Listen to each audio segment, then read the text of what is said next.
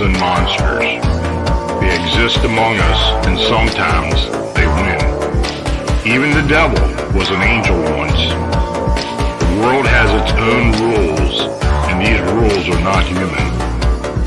Some of us seek answers to the origin and existence of cryptids and the unexplained.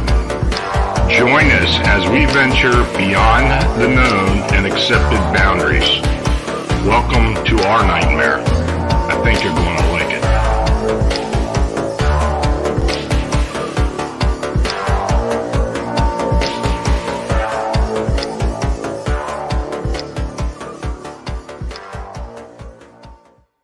Hey folks, good evening and welcome to Phantoms and Monsters Radio, where we explore and discuss the unknown and the unexplained. I'm your host, Lon Strickler. Thanks for joining me. Now, the Phantoms and Monsters Radio channel is made possible by you liking and clicking and the subscribe button and sharing our programming. Super chat donations are essential for us to continue offering you our unique content, so your consideration is very much needed and appreciated. So tonight we're discussing Bigfoot, and we have three very experienced researchers and investigators joining the roundtable. Shane Corson was born in Scotland and moved to San Diego, California when he was a teenager. Shane has always been an avid outdoorsman, adventurer at heart, and interested in discovering new things. Shane loves tracking, hiking, fishing, and testing his survivalist skills.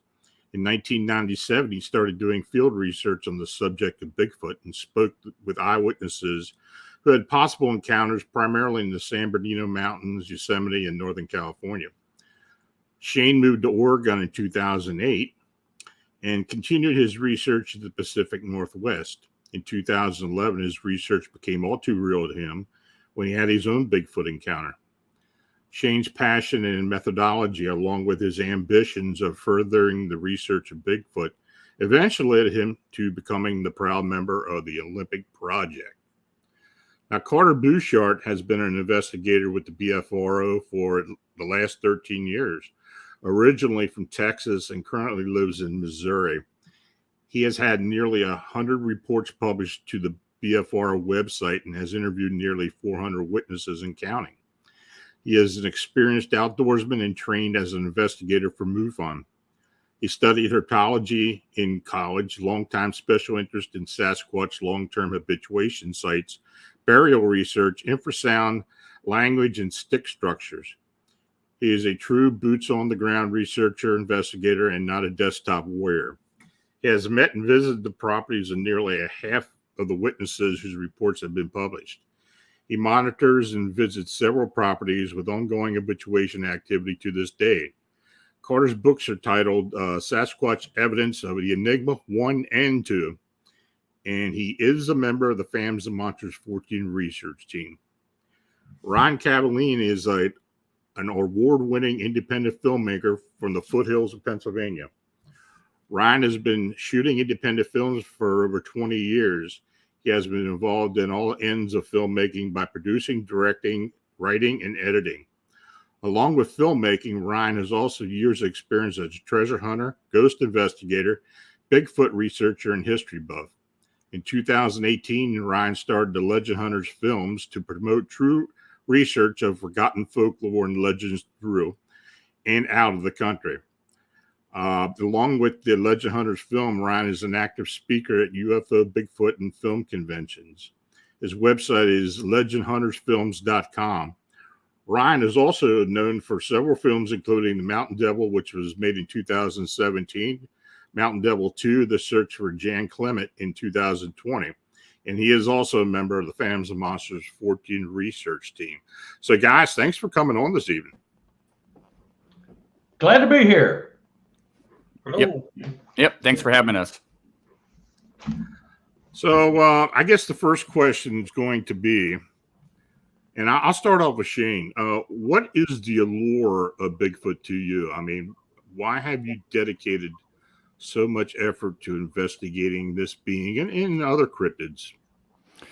Yeah, I mean, it's really simple for me. Sasquatch exists. I know them to exist. I can't say that I know every in and out about them. I can't say I know a whole lot about them, but I know they exist. So that's the allure to me. You have individuals that have encounters, and some of them, it rocks their world. They become afraid of going out into nature and into the woods. You have others that want to shout to the world that these things exist. And then you have others that don't want to talk about it. And then you have some like myself that once this entity is solidified as existing in it, being a real thing, you pursue it. And so that's where the passion comes from on my end. And that's the allure, is that these things exist. They're out there. And I want to know as much as I can about them. How about you, Carter?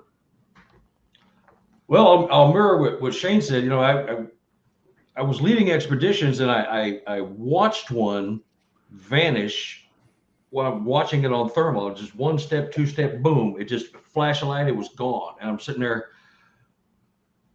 I got to go to the dark side. I got to go to the metaphysical, paranormal side, because this, flesh and blood thing doesn't explain that. And then I started, accumulate, because I'm with BFR. I've been doing reports and reports and reports. These people start telling me off the wall stuff. And, and like Shane said as well, it changes your life. It changes your perspective. Your reality is changed from the day you see one or experience one. And nobody can take that away from you. They can try. A lot of people get ridiculed and all that. But once I saw that one disappear, and I was doing reports and hearing the same thing, I'm going, these people aren't crazy. The ones that are crazy are the ones that are just ignoring it, And you don't have to believe everything you hear, but you need to at least consider it, because we don't have any answers, I've seen them 3 times all at night. I haven't had a daytime sighting, but, I've experienced them in other ways, quantum wise, metaphysically, and it's just, there's something going on that the government and others don't want us to know. And that's why I'm knee deep in this. How about you, Ryan? Well, I've always been shooting films for years, and we did a lot of horror movies over the years, and just kind of moved into documentaries. But, Bigfoot, ghosts, UFOs have always been a huge interest, because the monster aspect of it all. Right. But doing the documentaries, it was just a way to kind of put more concrete in it that these things exist. But me and my crew were, like we always say, we're hopeful believers. Until I see one or have a better experience, I'm hopeful that they do exist. Do I truly believe? I don't know. We have a lot of evidence. I have a lot of things that happened to us while we were filming all the films. I can't explain, but until I see one or there's a physical one there, dead or alive, it's hard to believe until that happens. So I guess that's why we keep making the films, hoping that maybe the evidence will sink in stronger every time we make something. Yeah. Well, I mean, like Shane and I've had an encounter, and I never even thought about Bigfoot. I mean, geez, this is back in '81 when I had mine. But I had heard of Bigfoot. Of course, I heard the Patterson Gimlin film, but I had no intention of doing any investigations. But of course, when I had the encounter, that changed, and I started, I got knee deep in it, and that kind of changed. It kind of changed me and my perspective as to cryptozoology in general. But Carter brings this up about the supernatural, possible supernatural aspect of these beings. I know what I saw was flesh and blood, but you hear all these stories, and the evidence has been scant for the most part. And what are your thoughts about this? I mean, Shane, is there a supernatural aspect to these beings? Well, personally, I don't think so. That's just my opinion. Just my opinion. I don't believe so. I could be wrong, because once again, nothing's been proven to date. Nothing's been proven. So all cards are on the table.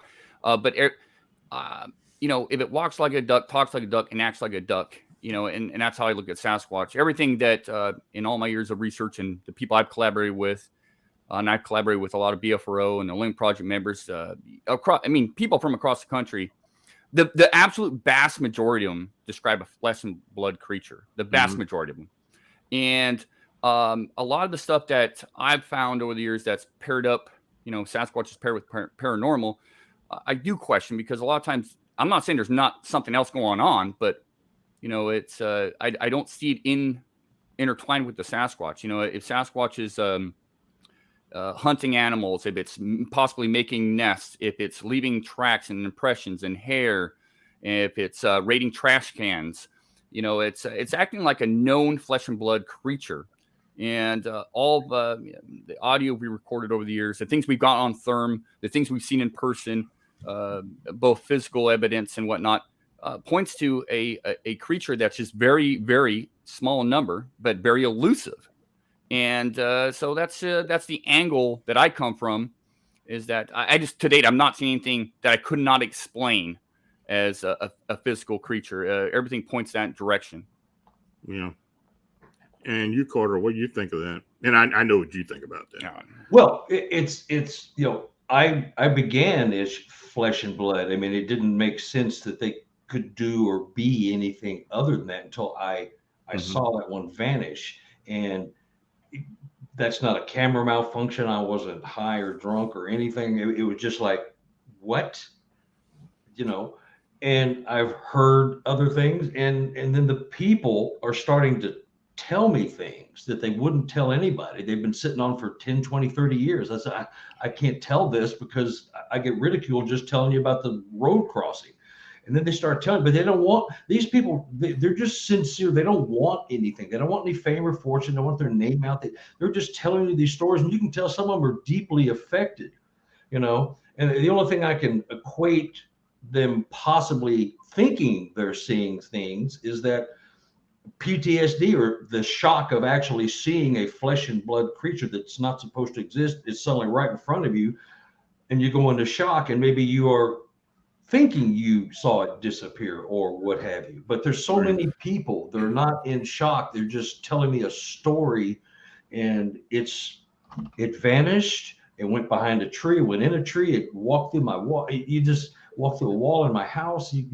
It sounds fantastical and sci-fi, but enough people are coming at me with this stuff. There's got to be something there, Right. That's why I say, consider it. You don't have to believe it, but put it on the plate and just think about it, because there might be something else. Yeah. I think it has to do with location for the most part, or region. Now, Shane is up in the Pacific Northwest. I am kind of the thought that there are pods, there are family groups and such of these beings in certain areas like Pacific Northwest, maybe around the Gulf Coast down in Florida. But here in the East, and we seem to have a lot of singular sightings of these beings that they will just show up all of a sudden and then they disappear. What are your thoughts on Ryan? You're here in Pennsylvania. We just did another film called Double 3, the Bigfoot Invasion, which we just did a whole film on the possibility of the Bigfoot being an alien or coming from spaceships or whatever, because Pennsylvania has such a wide, a long list of sightings where Bigfoots were seen, and then there was UFO involved, or there were flashes of light in the woods, and Bigfoots appear, disappear. I mean, there were a lot of cases. And when I was interviewing a lot of these Bigfoot investigators, especially Stan Gordon, who was always a true believer in flesh and blood, but now he's kind of like, we almost can't not think about this. I know there's a small percent of the Bigfooters that believe that maybe 20% of them that Bigfoot could be an alien. Me, I'm still on the fence, but you got to keep that as an option. I mean, people are seeing these and then seeing UFOs at the same time, which is incredible. So it's always a possibility. Mm-hmm. It's a strange thing because here in the East and even some parts of the Midwest, there's a lot of other phenomena that are associated with a lot of these sightings. You said UFOs, and of course, Stan was the person who really started putting that out there after the encounters that he has been reporting out in the Chestnut Ridge and all throughout Pennsylvania. Mm-hmm. But we get a lot of orb sightings and a lot of strange paranormal phenomena associated with it. And I don't know if you get that out in the Pacific Northwest as much as we do. What do you say to that, Shane?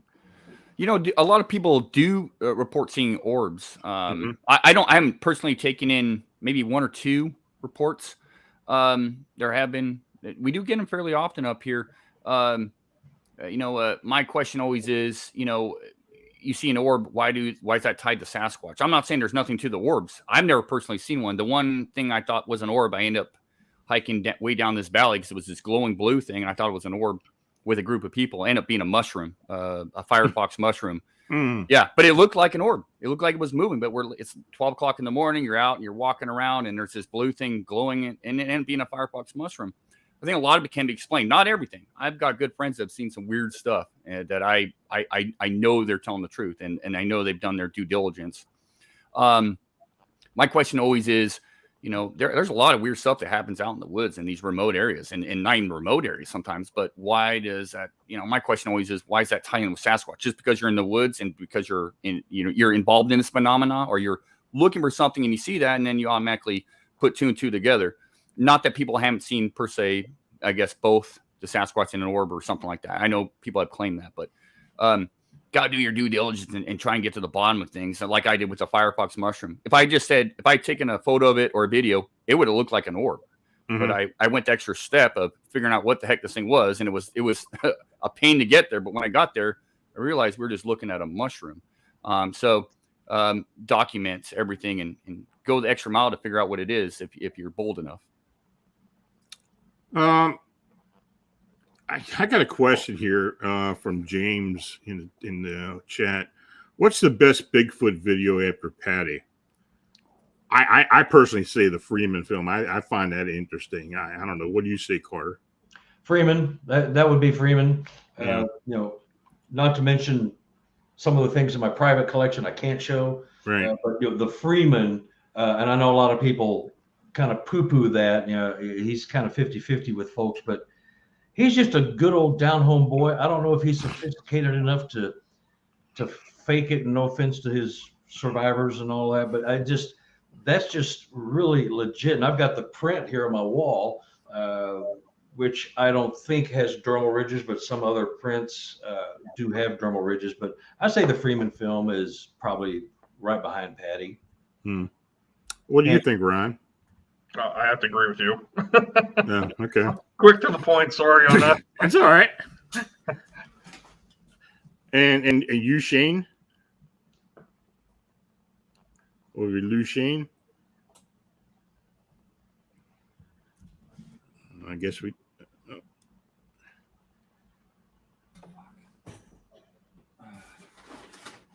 Did we lose Shane, Vincent?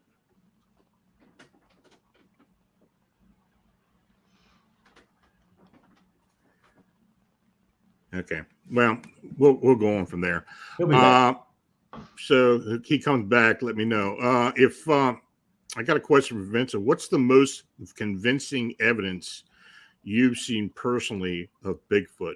Okay, Carter, what do you say to that?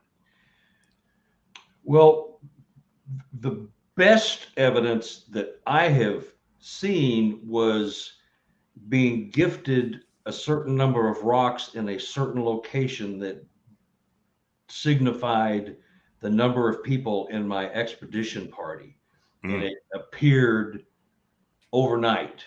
And I'd left a camera there. I went back to get the camera the next morning, and there was 6 rocks on this log in 2 little groups, 5 on one end and 1 on the other.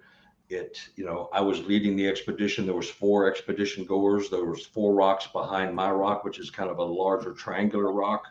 And at the other end was my partner, Harold in Illinois, who was with us, but he was not with us because he was too physically, injured at the time to make this trek. So he stayed in the car in the parking lot. So there was 1 rock at the end, 5 on the others. And it was a message that we know who you are. We saw you here, and the exact number of people. To me, that was a message. It was a conversation. They were communicating with me to let me know we saw you there, and we understand you were talking to us, trying to communicate with us. That was it was incredible. When I talk about it, when I saw it that time, I get chills every time I even talk about it, because it was just like, oh my God, how could this have happened? Because we left at midnight. We came back. I came back the next morning at 8 o'clock. The chances of somebody being in that location at midnight, this is Trail of Tears in Illinois, between 12 at night and 8 in the morning, aren't really good, you know.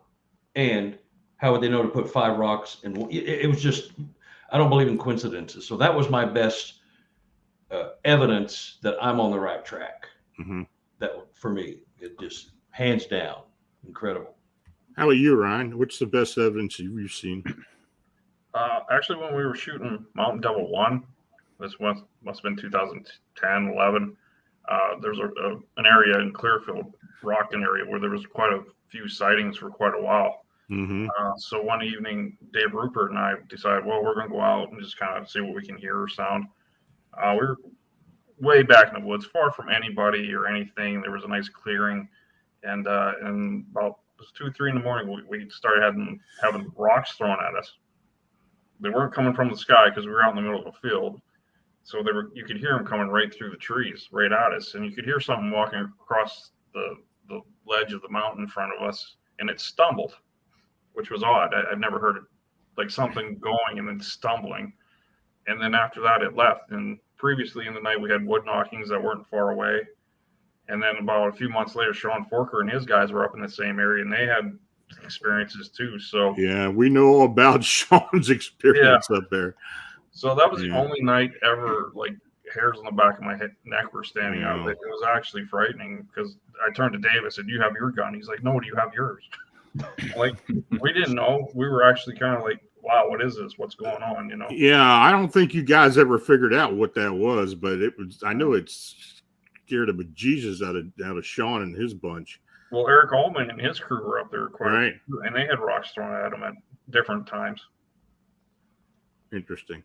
Yeah. Now, Shane, before you got cut off, what film beyond the Patty film do you think is the best evidence? Yeah, sorry, I lost power there for a second, but I have to agree with Carter. The Paul Freeman footage I think is phenomenal. I really do. I really like it. I think it's one of the best out there. And once again, just like the Patterson Gimlin film, it's not been disproven, and it's standing the test of time, which says a lot. I also think Jonathan and Sarah Brown, as far as thermal footage is concerned, and the Olymp Project does have some, but Jonathan and Sarah Brown out in Chehalis, Washington, captured. Jonathan did, but it was their property. Captured what I believe is a Sasquatch on therm. It's one, and I've investigated it. I've been out there. It's fantastic. I think it's one of the best to date. And there's others. As far as evidence, I've seen a lot of great evidence over the years. I mean, just a lot of good stuff, in-house and out-house, and talked to a lot of interesting individuals that have shared a lot of interesting, very tantalizing stuff. I think that academia would get a kick out of if they paid attention. But I honestly, I do think, and I'm, I guess I'm going to kind of toot my own horn here, but I think the nest area that we're working on currently right now, it really is, it's the reason I moved to Washington State. It is literally the reason I moved up here. I was so enthralled with these nests and having spoken with the guy that originally found them, a timber surveyor that, in 27 years had never found anything like this. To me, with the nests, the hair that was discovered in them, the hand impressions, the foot impressions, the vocals we're getting out of this area, even currently, to me, it's just absolutely astounding. It's amazing. So, I guess that to me is the most amazing stuff that, to date. Yeah, the film that Sean took of the Olymp Project and you guys have been investigating details that pretty well. And why don't you tell everybody a bit about that? You don't think these are being used anymore? They're older pods or older nesting areas. What are your thoughts on it? Yeah, I mean, I think they were. We're pretty sure they're made. The original nest there was made in the month of February to beginning of March, and that coincides with a seasonal salmon run up in this area. Mm-hmm. It's in a remote area. It's hard to get to. It's behind locked gates on timberland. To date, we found 24 of these things. 2 of them are actually built into the huckleberry bushes off the ground. They're smaller. We call them practice nests because they look like little miniature nests that mirror image the ones on the ground.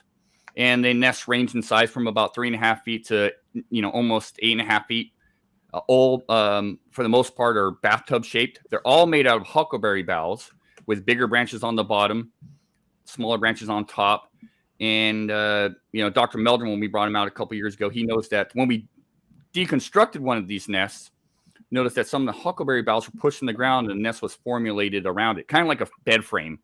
And then you got this really cushioned area and big indentation where something had been laying for a while. We don't think these nests are made for a day, say like what a gorilla would do, make a bed, a nest, and then take off. They're over a foot in depth, made out of a ton of material that it wouldn't make sense. And they're in clusters. They're basically, you got a ridge line with fingers or plateaus coming off of this, and a seasonal salmon creek with a steep incline down there. They're made into, and that picture there is an older picture. I mean, when they were originally found, they were all green and lush. This is like 2 years later. Mm-hmm. They're almost militarily shaped or patterned, in V formations on these fingers in clusters. You'll have 7 to 5 in one spot, 300 yards or 150 yards away in the next plateau. You'll have 3 or 4 more. Another 150 yards, 50 yards away, you'll have another cluster. These were used for, I think, more than a day, probably a week or longer. And we got a lot of ideas as to, if indeed it is Sasquatch making these nests, it could be a possible birthing scenario, because we did, for the first time, 2016, these things were discovered. We spent that year finding a bunch more after we're given, permission to do what we do. And we didn't find anything new after those first 23 nests were discovered. We looked the same area, adjacent ravines. And Todd Hill and I in February 2020, came across something making one of these things. We did not see it, but we had this thing approach us, and then it retreated, circled around us. And we never got eyes on it, but heard it. It sounded massive, sounded bipedal. We get down into the area, and lo and behold, there's a nest being made. In the month we assume these things would be made. And we don't assume they're being made every year. They're probably being made every 4 to 5 years, based on what we've been looking at. And this thing left hand impressions. It left foot impressions. It left hair. We brought Cliff Bergman. He's a good friend of ours out, and he helped cast a lot of these tracks and impressions. And so it's a continuing investigation. In fact, we've been doing in this area is we've been doing long-term audio. Chris Spencer, David Ellis of the Inland Project, Chris Spencer specifically in this area. We've been placing long-term audio units that record, upwards of 30 days. And some of the audio we've gone out of this area is, it's amazing. It's dumbfounding. It sounds very primate-like in a lot of aspects. And then we got the usual wood knocks and all that. But these things aren't, if indeed it's Sasquatch, and I do believe it is, they're not in there all the time. It's a seasonal thing. They do move through this area. I think it's part of their, I won't say migration, but transitorial, trespassing and moving around. They move it through this area, but they do hunker down, I think, in the months of February, March, possibly for a birthing scenario, but also because of the salmon runs. In this area, even in the Olympics, it doesn't get a whole lot of snow. It's got a very microclimate. You'll still see huckleberry berries through February in this area, which I think is really interesting. And this area does have a lot of bear. It's got a lot of cougar. It's got a lot of deer. You use ungulates, but the bears seem to vacate this area when we think the Sasquatch around. We don't find scat or any sign of bear. And so it's just like they just take off. So there's a lot to this area. But come tomorrow, we're gonna be spending a week out in this area. We've been leaving it alone, other than placing long-term audio out there. And based on the audio, we think something's going on out there. Maybe, possibly, this is the year they're making, or there will be more nests found, and I'm excited about that. How big do you think the group is? Well, when I first moved up to Washington, I stayed on a buddy's property that was about 10 miles away from the nests, in a remote area. And the reason I stayed on this property, I was waiting for my house to foreclose, and I stayed in my trailer on this guy's property, another Olympic Project member. And he said, stay on this property because there's a logging gate right down the road, and 2 different loggers reported seeing at like 3:30 in the morning while they're waiting for the gate to be opened. They reported seeing a unit of 4, a small, 2 months apart. They didn't know each other, these loggers, but they both saw the same thing: a large male, a female, and 2 smaller ones. That was, again, I think in the months of March. So if indeed we're dealing with Sasquatch in this area, and once again I do believe that, probably 4 or 5, maybe I would say no more than 7 possibly. But definitely I would assume 4, because 10 miles away for 2 different loggers seeing at least a unit of 4. That tells me a lot, and that's what I assume, but I could be wrong. Right. Well, that brings up another question, and I'll throw this at you, Carter. What are your thoughts on habituation? Glad you asked, because I've got 3 habituation properties I visit. I say I manage, but I'm welcome there. I just let them know I'm coming, and they live there. And one family has had them for probably 3 generations. Grandma, great grandpa, this family. They have them, and they interact with them in one way, shape, or form.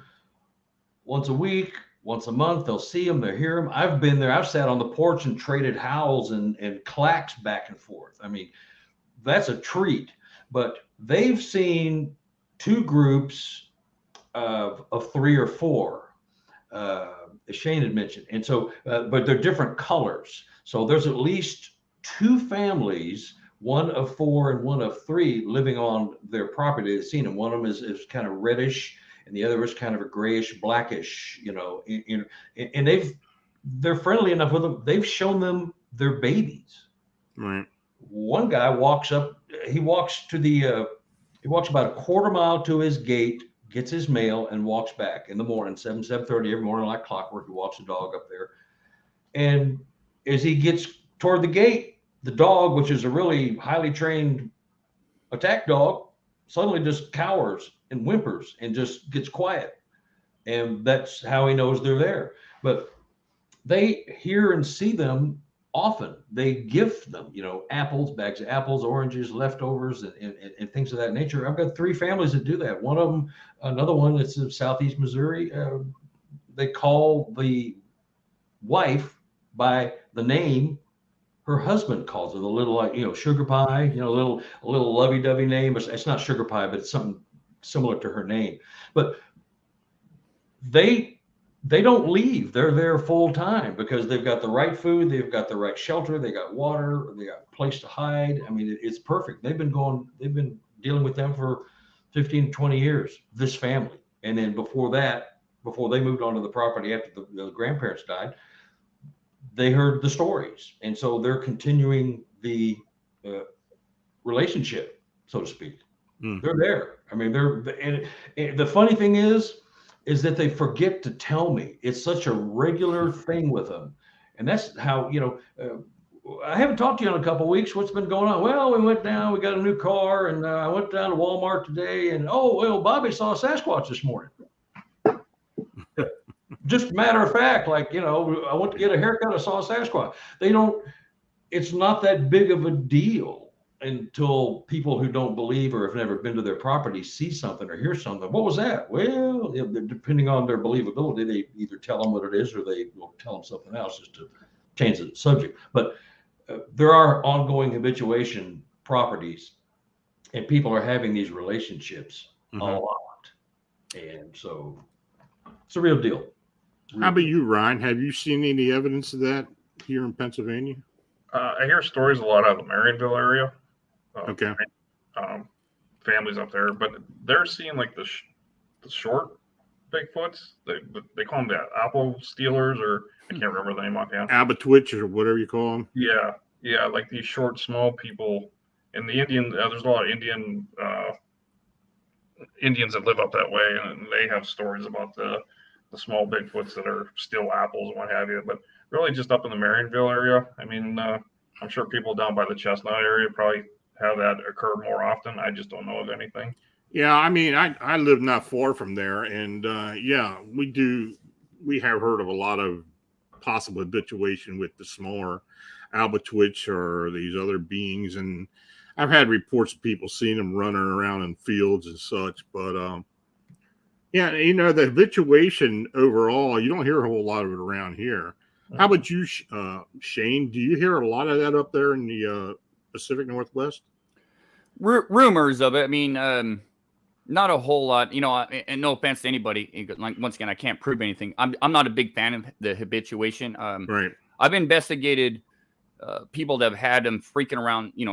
Frequently been around their house for lengthy periods of time. Mhm. My problem with habituation is if something's in an area too long, like the nest area, for example. The nest area, basically, I compare the nest area to like a house. You can't see the nest from above or below. You can't walk in that door until you walk in that door. Once you walk into the nest area, complete destruction all around there. All the huckleberry boughs are broken. It's cleared out. Leaves are stripped off.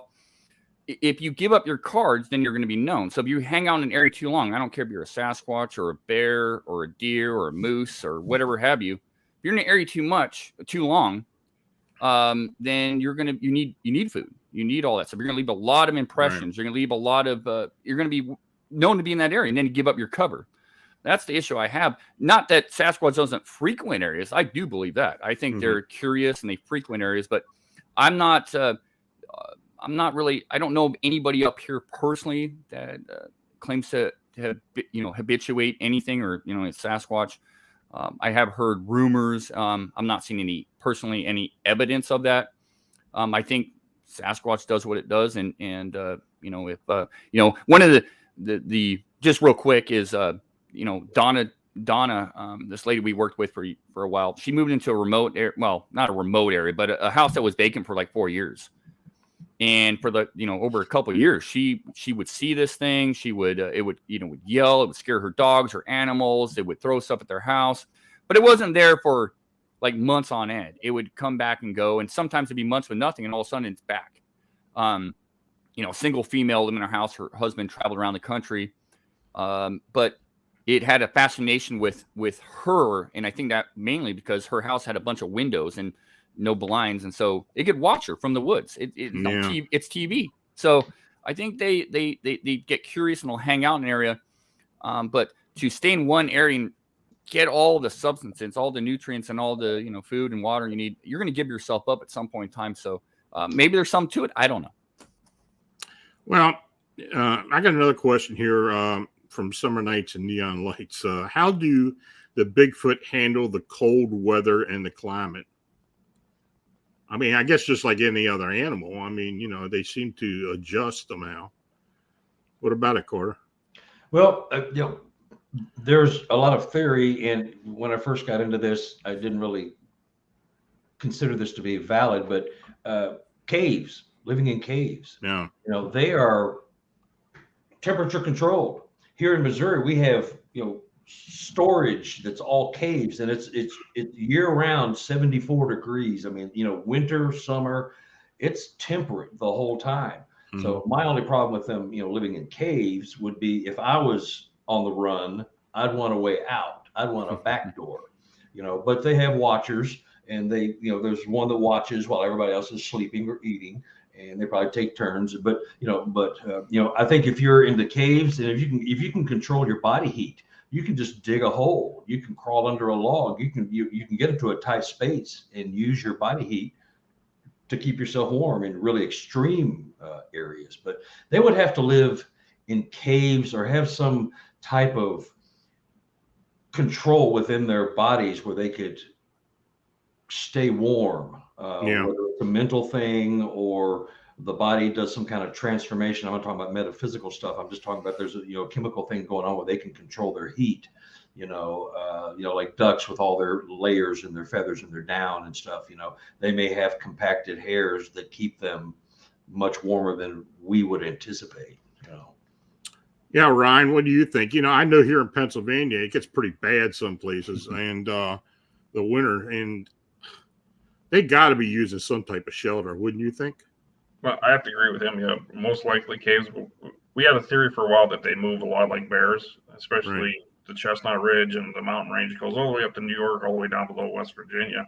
So most likely they're traveling that, and they have a pattern kind of like bears do. So colder months come, they kind of go down south a little bit more. It warms up, they come back up. But most of the time, like Carter said, mostly using caves. Like they probably have a route that they use, and they just, hey, we have a home up north, we have a home north south, and they just kind of rotate up and down. That was our theory for the longest time. I agree with that. I think there's a possibility that the Bigfoot that around here do migrate through the Appalachians. I mean, there's a lot of mountain there, a lot of valleys, a lot of area, a lot of cover. They may very well utilize that. Well, totally. Yeah. It's such a long.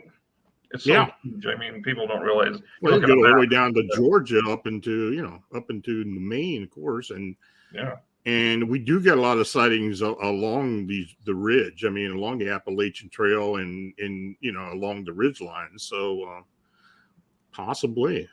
And now, Shane, you mentioned that it's pretty temperate up there where you're at, and I think that's pretty conducive to them being able to survive, especially in groups up there. What do you think?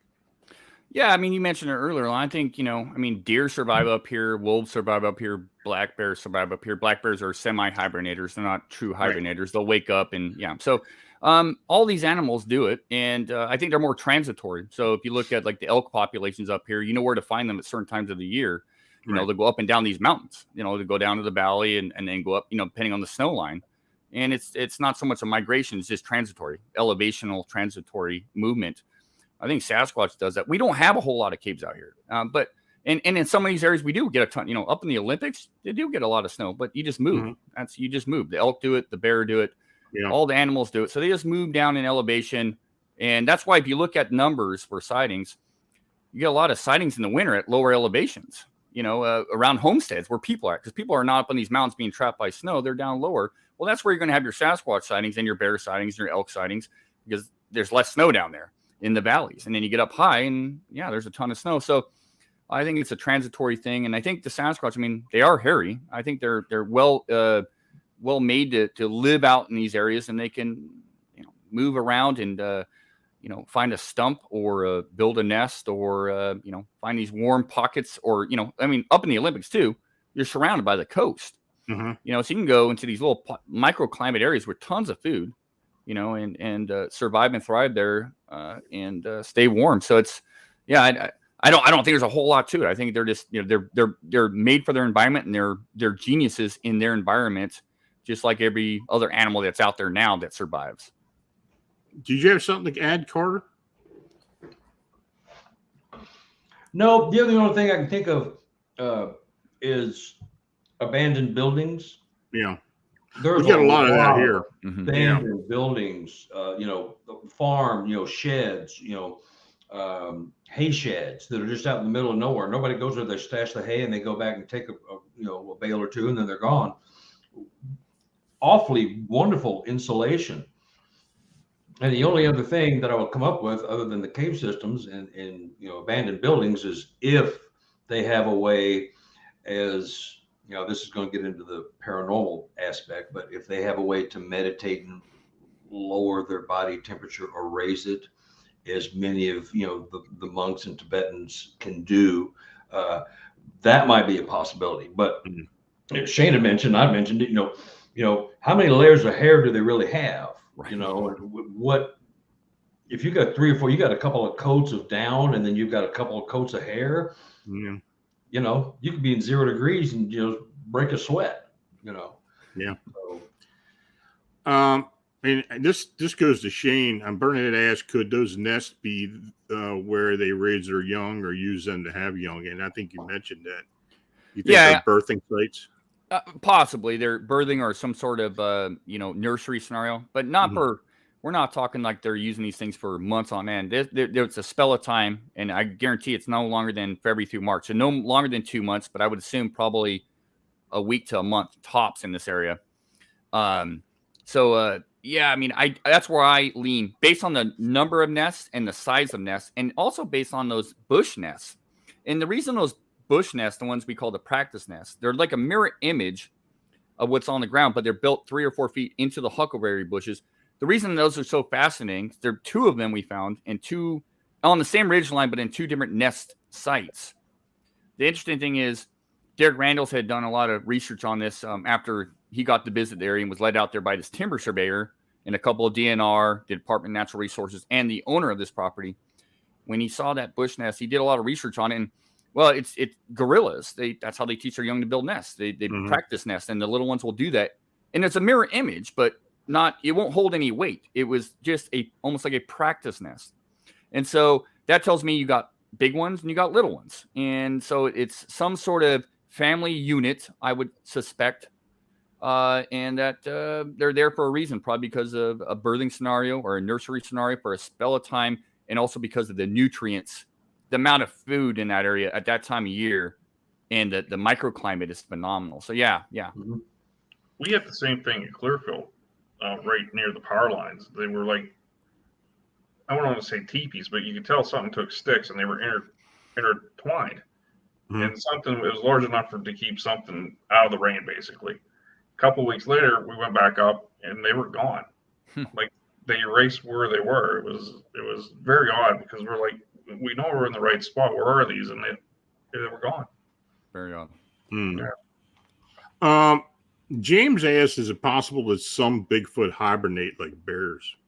Do you think that's possible in some areas?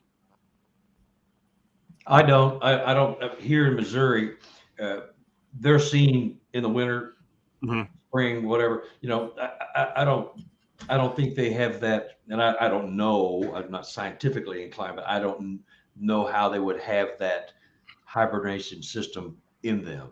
Like bears do and other creatures do. But they're seen enough around here on a regular basis that I don't think they hibernate. I think they've got a massive body that needs caloric intake, as do the young. Of course, a bear is a large creature too, but it has the mechanism to turn itself off, so to speak, for several months at a time.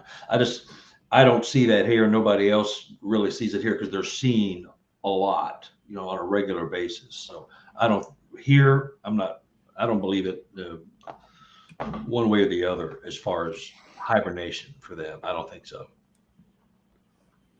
Yeah, I think we all agree on that. I don't think they do hibernate. I mean, everywhere, I've gotten reports from all seasons, so I don't think there's really much to that. Right. I don't know.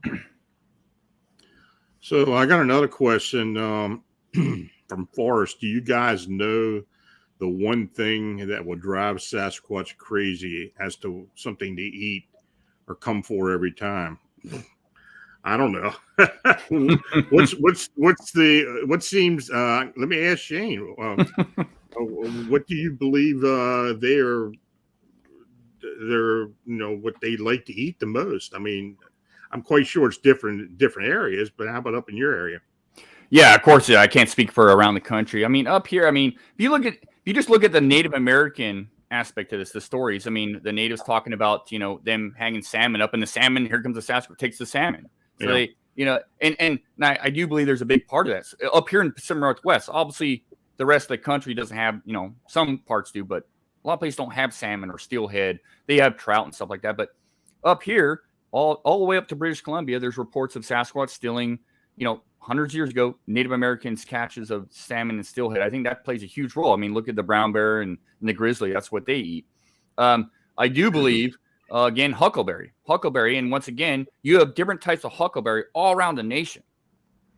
Up here we have the most prominent one on the coastal areas is the evergreen huckleberry. And I think that plays a big role, especially in these microclimate areas where it'll last, it'll start off in August and last in some areas till February. So I think, man. And I also think, Sasquatch is opportunistic. It'll eat whatever the heck it can get its hands on, but even roadkill. I think that's why we have so many roadside crossings. That's my opinion. Yeah. I think that's big here. Yeah. Yes. Well, the number one sighting is, roadside crossings. And there's a number of reasons for that. One, there's more people on the roads, right? There's less people out hiking and camping. There's more people on the roads driving.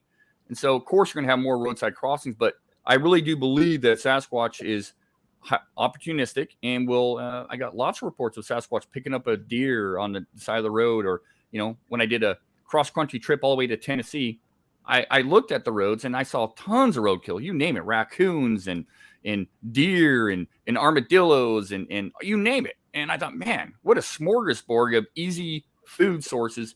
You know, if it's an omnivore, which I do believe it is, it'll eat, you know, so yeah, it'll eat whatever the heck it wants. You know, some people will tell you they like Starburst and blueberry muffins. I don't know.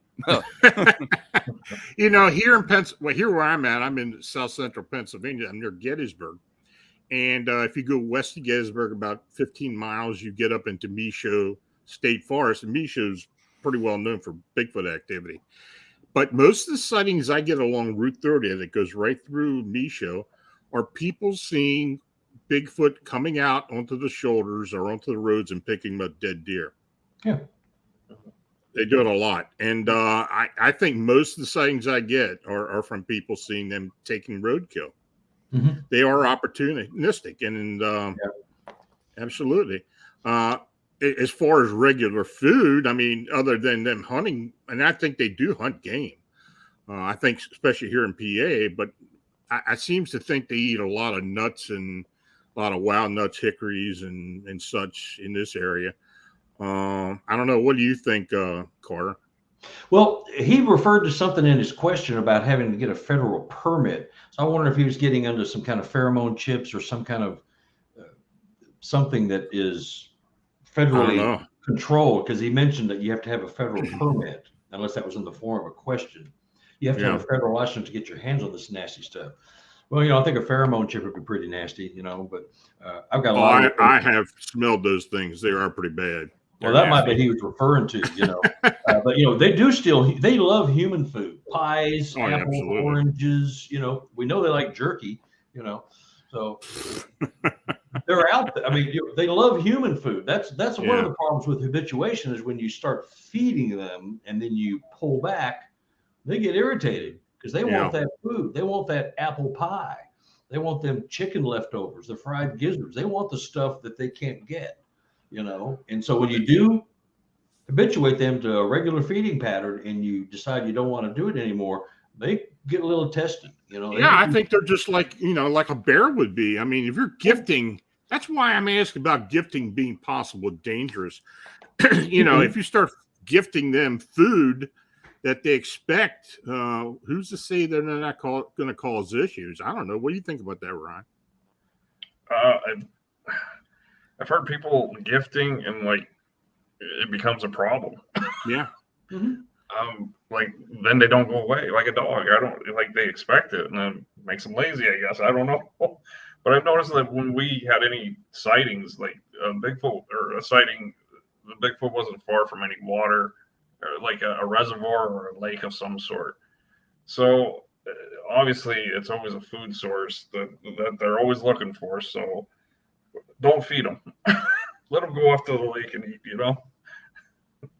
Yeah, I don't think I'd be feeding them. How about you, Shane? I mean, you get people feeding them up there? Once again, I've heard stories about it. You do have, I came across what I assume was somebody gifting. I was up in an area and I came across a bunch of squash and pumpkins, this huge pile of stuff. And the guy was outside this van, or the guy, I never saw the person. There was a van parked and he had a Bigfoot sticker. So I assume this guy was doing that. You don't hear about that a whole lot up here. I'm sure people do it. I don't like to gift anything because then it becomes, habit. And they come back and come back and come back. And then when you stop that, what happens after that? And then once again, I've never seen any evidence that shows that they're actually taking it. I mean, I remember there's a couple of cool things. I saw David Ellis had a watermelon that looked like something had bitten through the watermelon, and he actually casted the watermelon chunk, and it actually looks like teeth. I've seen peanut butter jars where people have got fingers, Nutella. But then, a lot of animals, you're leaving that stuff out there. So maybe Sasquatch is partaking, but then what else is partaking? What trash you're leaving out there and all that. So I don't do it. I think there's plenty of other ways to go about it personally. But once again, maybe there's something to it, but just be careful what you do. Yeah, I know a farmer, and this has been years ago, and I was actually younger, who used to grow pumpkins. And I had heard people saying that there were Bigfoot in the area, and this is a while back, but this guy lost half his crop one year, and he was wondering he was going in there eating the pumpkins. It wasn't people I don't think people were going in there and busting them up because something was eating on them. So I don't know. Yeah, I was going to say real quick, there was an article about chimpanzees. I think it was in like somewhere in Africa, maybe Congo or something, where the chimpanzees, these troops, they used to raid crops during the day, but there was so much guerrilla, human warfare going on. They learned to go in at night, sneak into these crop areas in Africa and steal the crops at night when people weren't fighting. And they were very meticulous about that, to even the point where they would cross a road. They would have somebody, one of their troops, one of their members, watch the road as the others crossed. I mean, very, very smart. But then they would go in and raid the crops at night and take them back. And so I wouldn't call that habituation. I wouldn't call that anything but being smart and adapting to your environment. And I think Sasquatch is very capable of doing that as well. I don't think anybody's out there leaving anything on purpose for the chimpanzees, but they know where to come for the food. Interesting. I've heard so many of stories about this gifting. J.C. Johnson used to talk about it with me all the time, and he'd be involved. He'd see people. He didn't like people gifting, but a few of his colleagues used to do it. But we did have one situation where they were in the process of doing some gifting, and now this was down in around on the reservation, the Dene Navajo over there by Farmington. I think it was right off the San Juan River, actually.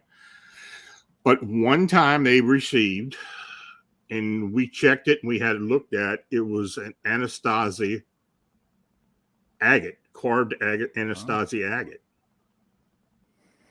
Bizarre. I mean, like, where did this thing find that thing at? I guess it dug it up somehow. But that was the damnedest thing I'd ever seen. I've seen a lot of gifted stuff, but I don't think I ever saw anything like that. No. So. My Canadian witness has been gifted a marble. Yeah. And blue dragonflies left in his house. Really? Complete, perfectly. They're dead, but their wing and everything is still intact. They just had just died, and so there is all kinds of gifting. One of my habituates and witnesses, they used to take a paper plate, and they'd been doing this before they contacted me. Take a paper plate and put it out by their barn, and they used a couple of rocks to weight it down, and they would leave food, leftover dinner. Well, the food was disappearing, and as you mentioned, you don't know who's taking it or what's taking it. It could be a possum or a coon or whatever. But one night they came out, and the food was gone, and the rocks, there was 2 rocks they had there. There was the third rock added, and they were stacked on top of each other, right in the middle of the plate. So what do you do with that? It's not a raccoon. It's not a possum. It's not a bear. Nobody does that. So there are signs that, the gifting can work, and they slowed the feeding down to a point where they kind of quit altogether because the frustration of a couple of these Sasquatch was starting to show through. So they just stopped, and it went away, and there was nothing. But my point is that the gifting can work, and it doesn't always have to be food. It could just be material things, right. But I mean, I've got all kinds of stories about that, reports, from people that go through this routinely. Right. It's fascinating, Yeah, the only habituation I ever been involved with, and I actually really wasn't involved in, but I got a lot of evidence from it, was up in Nova Scotia. And this farmer had a family group on his property. And it was interesting, but there were some things involved as well. Possible UFO activity, possible orbs and such. There were a lot of things that were unexplained associated with these beings. So, I mean, I don't know. here again, we come back to this possible supernatural aspect of these things. Let me ask you this, Shane. Do you think Bigfoot have a language? In other words, do they have, is it a universal Bigfoot language, or is it something per group? Have you, and I think you guys have actually recorded something like that at some point, haven't you? Yeah, I don't know if it's a language. And honestly, this is one of the areas that I can't say a whole lot. I don't know if they have a language. We've recorded so many intriguing stuff over the years. Mm-hmm. But a lot of it, quite honestly, they definitely have a form of communication. There's no doubt about that. And within the language, I'm not sure. I know a lot of people will say they do. But a lot of stuff we record, it's not like, if something's carrying on a full conversation. A lot of stuff is very, like I said, that we recorded up here in the Pacific Northwest is very, sometimes you can almost sound human-like, and then a lot of times it's very, very, very primate-like. We got a couple recordings that we call chimp bits, or where it sounds like a troop of chimpanzees going crazy, not barred owls or anything like that. This is, and visually looking at the stuff, it doesn't compare with anything up here, but they definitely have some sort of communication. I don't know if that's an exact language or not, but it's not something that I really subscribe to, but it's definitely a possibility. If you look at the Ron Moorhead recordings, and stuff like that are really, really interesting, and some of the other recordings out there, and we've got some similar. Yeah, maybe they do have a form of language. I don't know. Have you guys recorded anything up here in Pennsylvania, Ryan? No, we've heard things like the biggest thing we've ever heard was like children. It sounded like children, like talking. I hear that a lot around here. Yeah, and it seems like they're always interested. We used to do those callbacks. We'd play, coyote sounds, and we'd play baby sounds, and that always seemed to make a little bit of activity happen. So they must be curious of babies in some form, or kids. But maybe that's the biggest thing we've ever heard was just like children chattering. That's the best way to describe it, I guess. How about you, Carter? Yeah, I've heard some snickering. I've heard some gibberish. Some laughing. One night I went to one of my research areas here in Missouri, and I just went by myself. I took all my gear, and I said, you know what? Screw it. I'm not going to use my gear. I'm going to sit right here. I'm going to have a couple of shots of Fireball and a cocktail. I'm going to sit here by the fire and see if I get activity. And I was talking to the Sasquatch as though they were there. And I heard at the end of my conversation, I said, here's all my gear. I'm not trying to record you. I'm not trying to film you. I decided I'm not going to do that. I don't want to violate your situation. So I'm just going to sit here, have a cocktail, and enjoy the quiet and the peaceful night. And if you're here, let me know. And I heard this little, it sounded like almost like hyena-like. It was kind of a cackling laugh. Didn't last long, about 2-3 seconds. It was an odd sound, but I'm sitting there going, holy crap. Of course, I'm trying to think, I'm a researcher and I believe certain things, but I'm also trying to find out what that could be. I want to disprove my theory if I can. If I can't, then I'm onto something in my mind. And I couldn't figure out, coyote, a rabbit, a fox in heat, a vixen fox sometimes will sound somewhat like that. If you hear that coming at you out of the middle of the night and it's pitch black, that'll get your if you're been walked up on a vixen fox in heat, oh my God, that'll wake you up. But I've heard something, and some of it was akin to Ron Moorhead stuff. And Ron and Scott Nelson have been to my research area here in Missouri, a family that has a habituation. They came and visited. We talked about that. Scott Nelson's a linguist, from the Army. How do you shoot holes in that? But he hasn't really told us what kind of language. He hasn't explained it out, but there are breathing patterns and punctuations and pauses that indicate a spoken language, and that's his theory. And and I'm not smart enough to argue that, but I've heard enough things to go, okay. And my habituation lady in southeast Missouri, she's had a creature call her by her husband's favorite nickname for her while she's out working in the garden. Mm-hmm. So, yeah, I think they mimic. I mean, I think they try to mimic a lot of times. Well, they can mimic anything, and that's Yeah. why when you hear them just say like patty pie, well, that's just mimicking. I mean, a bird can do that. Any kind of bird. A lot of birds can do that. Crows can do that. So, but if you hear that, well, that's not necessarily a language. That's mimicry.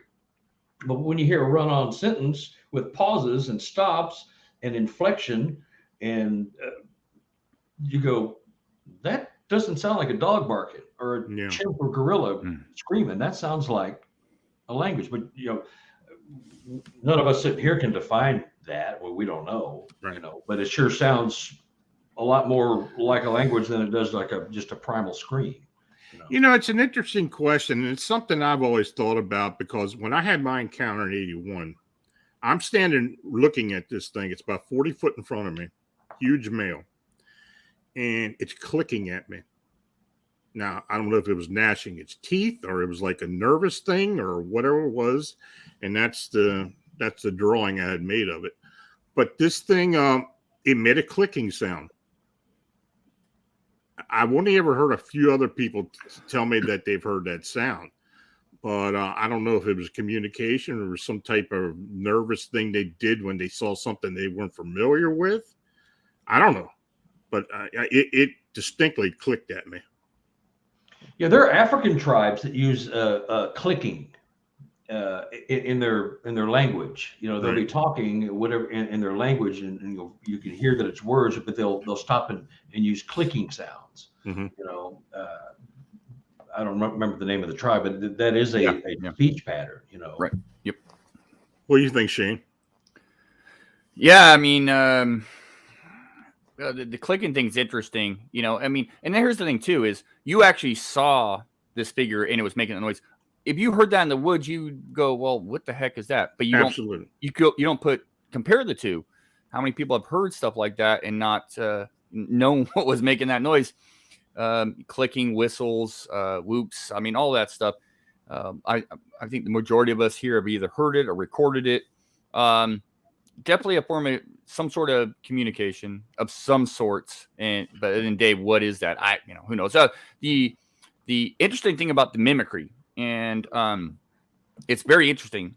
But so you got to come from either one way or the other when it comes to mimicry. Can Sasquatch mimic something at the stop of a dime? It hears it for the first time. Can it mimic it? Or isn't it in an area long enough to, like a parrot, for example? Parrot will pick it up over time after you keep repeating something, and repeating.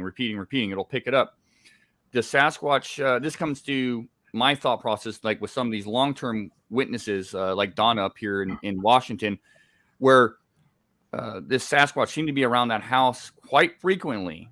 Probably a large male, not all the time, but quite frequently, that she could hear her dogs being called. She had two dogs that would go outside, and she would, hey, I can't remember the dog's name off the top of my head, but she would call them, or her husband would call them, come back inside at night, come back in. Well, one night she heard what sounded like her husband calling the dogs. Layla. That was the name of one of the dogs. Layla.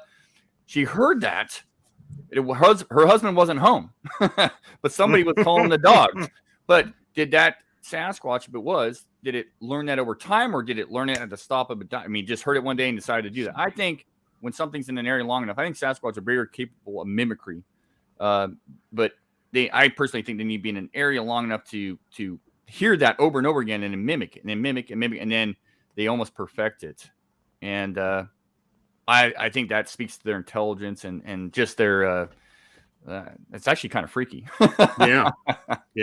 I like you said, if I'd heard that clicking sound coming out of the woods, I wouldn't think it was a bird or a squirrel or something making. I wouldn't even think it was anything about a Bigfoot, but it was weird. Yeah.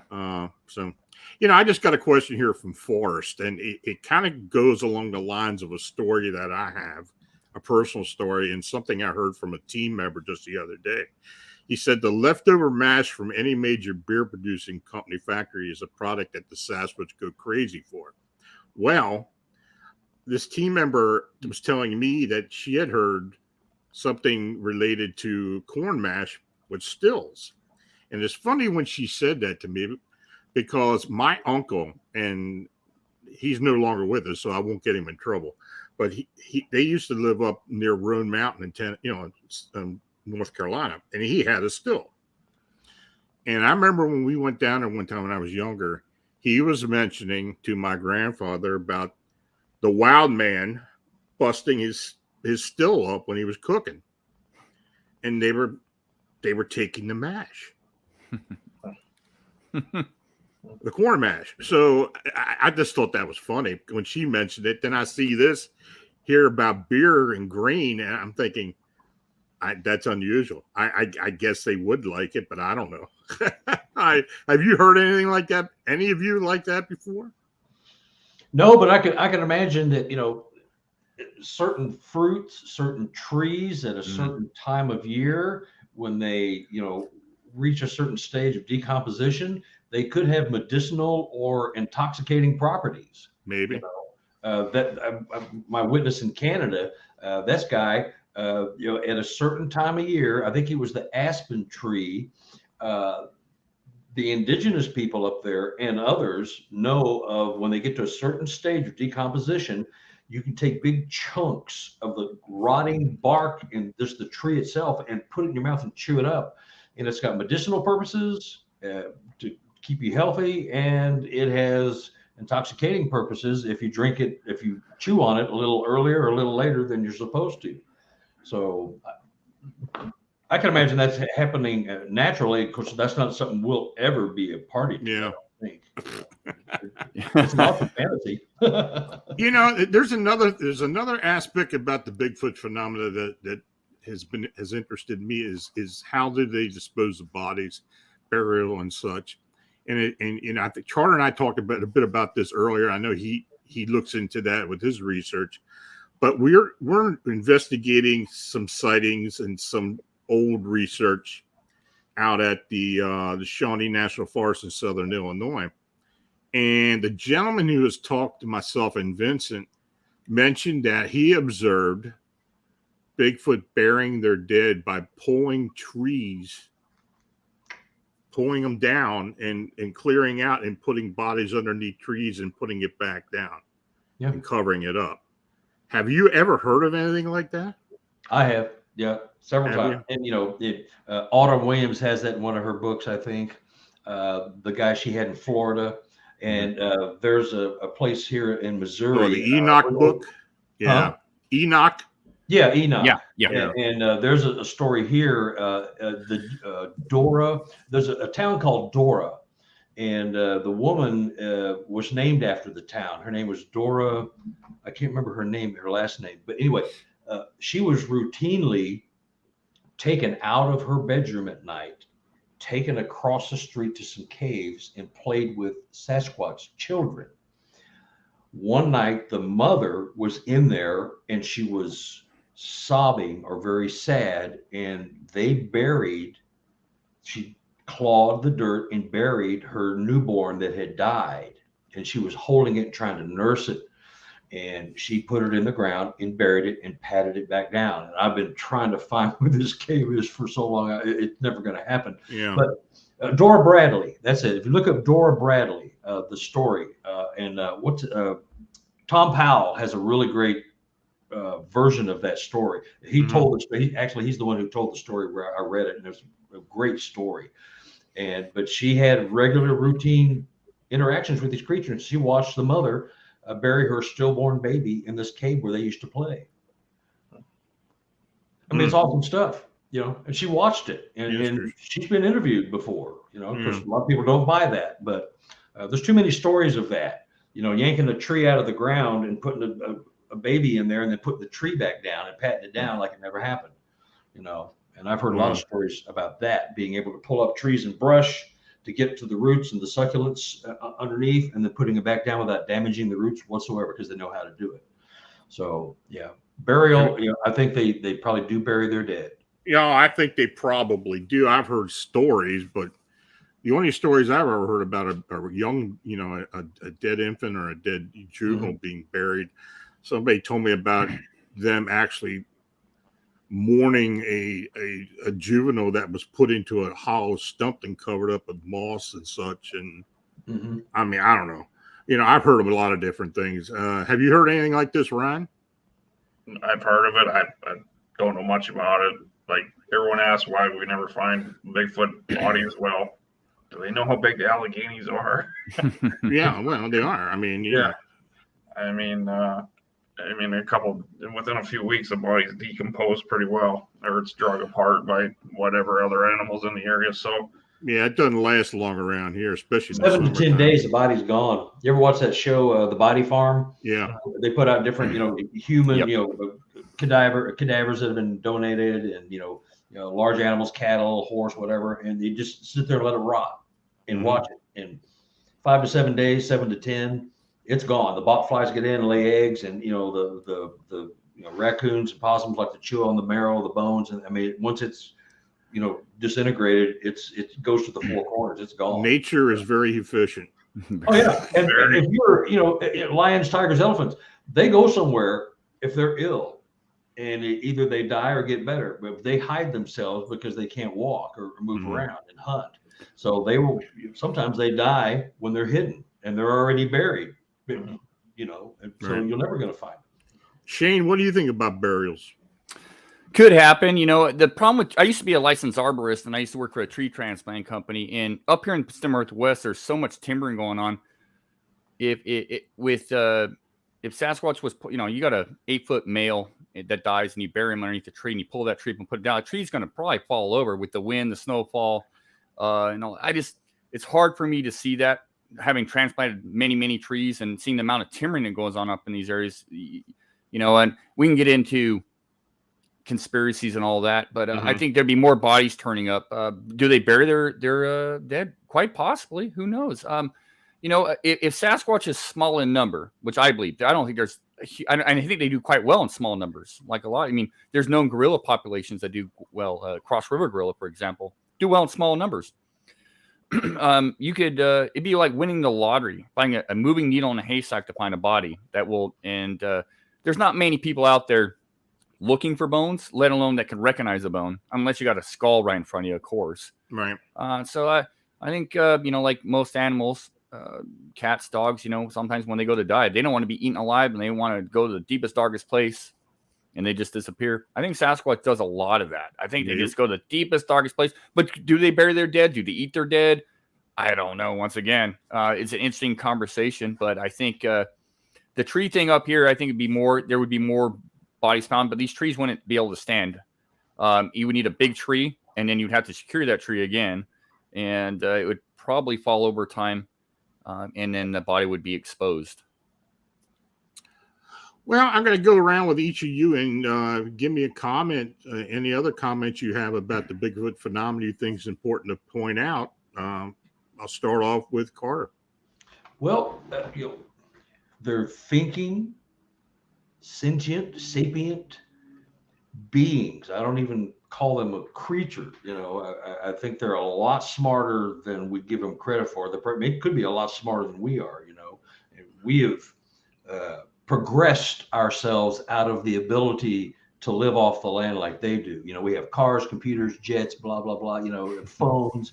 We don't have. We got a store. We can go to the store and buy food. We've lost touch with how to really survive in the world. So I think they're vastly more intelligent than us on that level, and they're interacting with people, and they're just now coming out. A lot of these people are coming out and talking about the esoteric things that nobody likes to talk about or doesn't hear a lot about. It doesn't get a lot of press because, okay, that's crazy, but there's something going on. And here's one thing I want to bring up. If there was nothing special, because they're discovering new species of animals, plants, fish. Every week you hear about something new. There's a new tree. There's a new bush. There's a new, pygmy ape. There's fish, everything. What is so special about these beings? And I do believe the government knows full well exactly what's going on. What is so special about them that they don't want to talk about it? They want to deny it wholeheartedly. If it was just another dumb ape, they talk about that stuff all the time. They discover new chips and lizard all over the place, and it's not hidden or it's out in front of everybody. So why all the secrecy about this particular being? I don't get it. There's something up, you know. Mhm. That's my 2 cents. How about you, Ryan? You got anything to say further?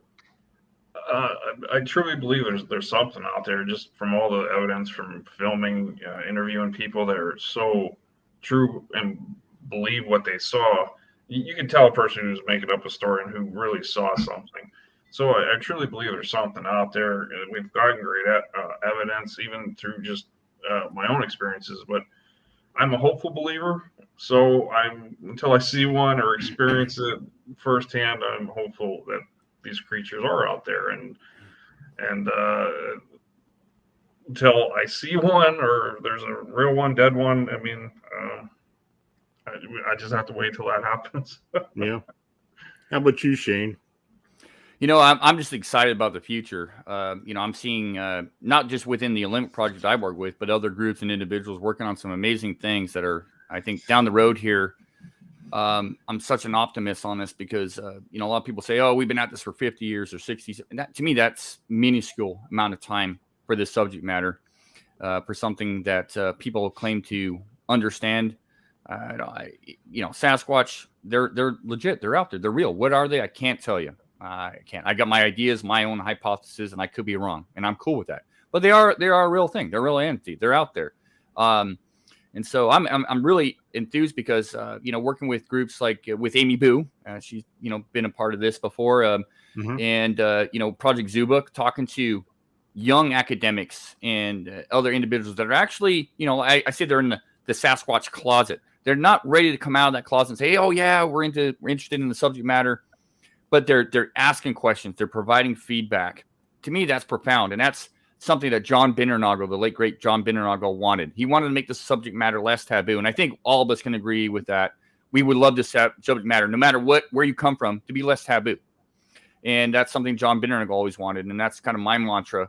And I'm seeing a movement within academia in general that is very enthralling, appealing, and there's only certain things I can do. I have my limitations, but to pass information or to get feedback that will better what I'm doing or better the people I work with doing, that's cool. That's cool. And I see that gaining speed thanks to many individuals, including, Amy Boo and the people I work with in the Olympic project and the people I collaborate outside of the Olympic project.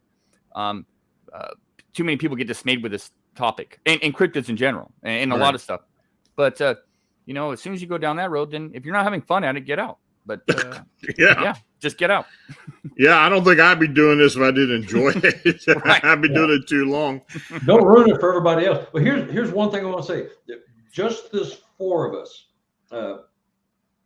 we're discussing in a respectful, intelligent way, and we all have slightly differing opinions and beliefs, but we're not trashing each other. This is how research should be done. We agree to disagree. I don't know if I agree about that, but I think about that. Well, it doesn't. We're all a little bit right, and we're all probably a little bit wrong. Oh, because we don't know. Mm-hmm. The government knows. The lumber companies know.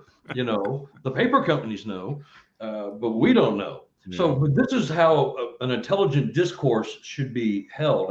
Thank you, Lon, for putting this on. But this is how you come to some conclusions that everybody can embrace, or give people, like the people watching the show, give them voice too, because some of them believe what I say, some believe what Shane and what Ryan. So this is how it should be done, and you walk away going, well, that was respectful and intelligent. I mean, I'd agree with these guys, but that's how it ought to be done, because we're not sitting there calling each other names and trashing each other. You know how hateful the cryptid world is. It's I know. It is nasty. I'm so tired of the backbiting after all this. It seems like it's disgusting. I feel like there's like 4,000 ex-wives trying to talk. Yeah. It's just this is really refreshing. So this is how it ought to be. So Carter, tell us what you're up to. Tell us your projects and how people can get a hold of you. You can get a hold of me. My website is www.relichominid.com. And I've written 2 books.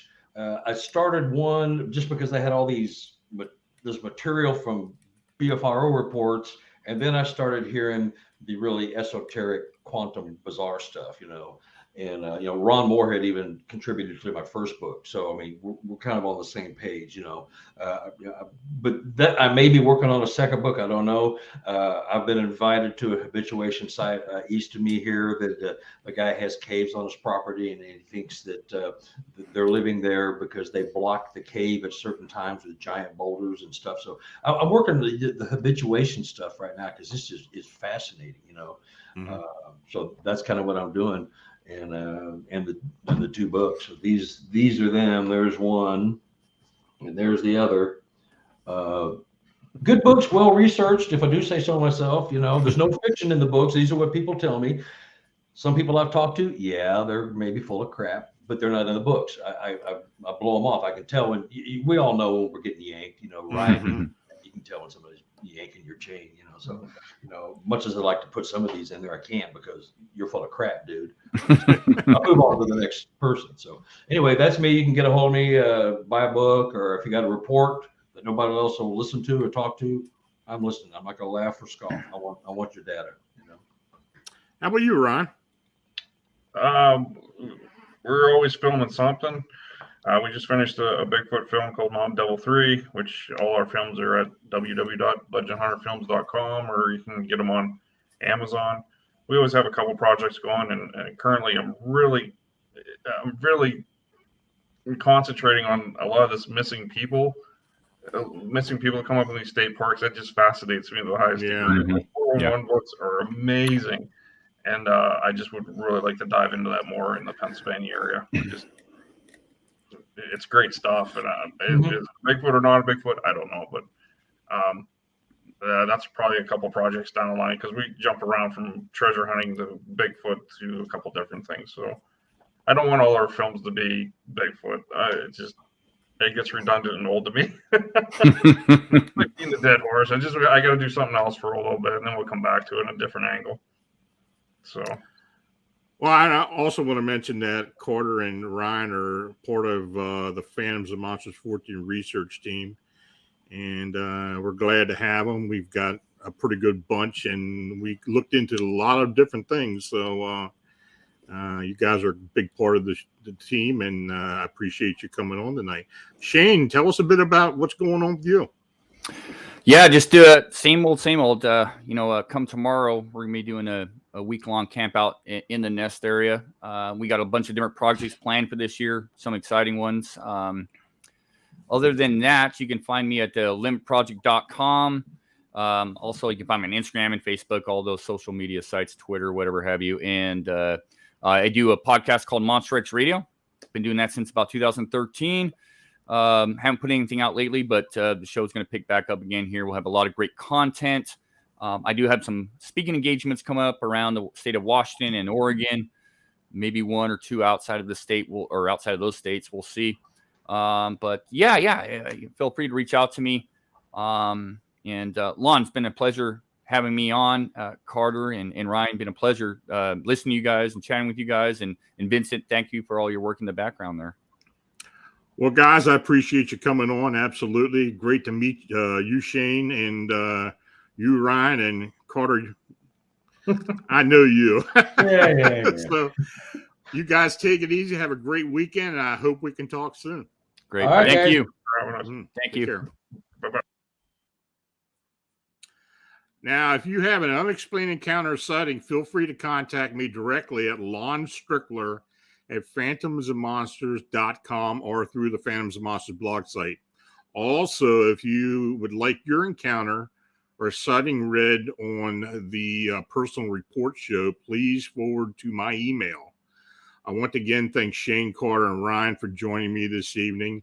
And thanks to each and all of you for watching and chatting. If you made a super chat donation, it's appreciated. Your support is what makes this all possible. So please click the subscribe button and also consider becoming a member of Phantoms of Monsters Radio. So next week, Anne Celine, experiencer and author, will be joining us. Anne has had encounters with ghosts, shadow entities, Sasquatch, and more. She's a Reiki master, intuitive tarot reader, and a vampire witch who loves to dive into the spiritual realm. It should be interesting and a lot of fun. So until next week, stay healthy and have a safe and enjoyable weekend. Good night.